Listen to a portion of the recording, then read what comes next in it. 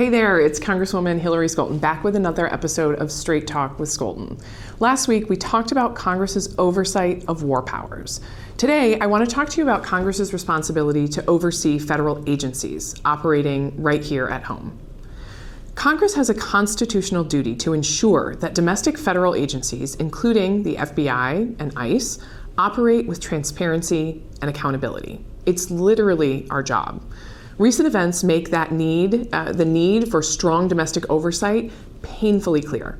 Last week, an ICE officer shot Renee Nicole Good in Minneapolis. Renee was a 37-year-old mother of three, a poet and by all accounts a kind person, devoted to her family. Her children lost their mother at the hands of the federal government. Her death has sparked outrage and serious questions about how federal agencies investigate themselves when something goes terribly wrong. The Trump administration quickly labeled the incident an act of terrorism, but designation does not replace accountability.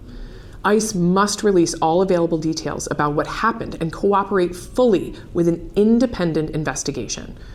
Renee's family and her community, we all deserve answers and justice. This is not an isolated incident. In just the first 2 weeks of 2026, at least 4 migrants died while in ICE custody, following a record high number of 32 deaths in 2025, and the deadliest year for detainees in ICE custody in over 2 decades. Just one day after Renee was killed, ICE agents shot 2 more people in their car in Oregon. These incidents raise serious concerns about the agency's conduct and lack of oversight. The Constitution gives Congress the power to make laws, and built into that power is the responsibility to ensure that those laws are faithfully executed. Oversight is a core function of the legislative branch and a critical part of our system of checks and balances. Congress has the authority to conduct investigations, hold hearings, and compel testimony from agencies and officials. When agencies refuse to cooperate, Congress has the power to issue and enforce subpoenas. These tools, however, are only as good and as useful as the individuals who are willing to enforce them. As your member of Congress, I'm willing to do everything in my power to make sure that we hold the White House, especially executive agencies like ICE, accountable.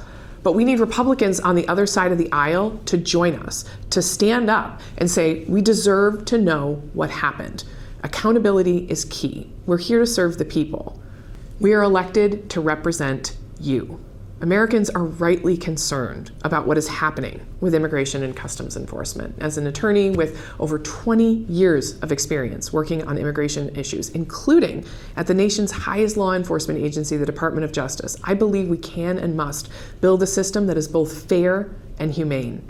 ICE is not above the law. Congress must use every oversight tool available to ensure that ICE does not evade scrutiny or accountability. Congress has until the end of the month to pass 9 spending bills, including funding for the Department of Homeland Security, the agency responsible for ICE. Last year, the Trump administration used an $83.8 billion windfall from One Big Beautiful Bill to expand ICE operations and embolden the agency to become increasingly aggressive. In plain terms, that windfall meant billions in extra money handed to corporations with no requirement to create jobs, invest in innovation, or lower costs for families. That funding increase resulted in the largest multi-year budget increase for immigration and customs enforcement ever. This year, Congress is proposing an additional $121 million increase in funding for ICE. These are your taxpayer dollars, and Congress has a responsibility to ensure they are used responsibly. I will continue using my role in Congress to demand transparency, accountability, and oversight of ICE. No one is above the law, and Congress has a duty to protect our communities and uphold our constitutional responsibilities. And I will keep working to ensure Congress is paying attention and working on your behalf. Reach out to my office and be sure to subscribe to my newsletter to stay up to date on my work here in Washington for West Michigan.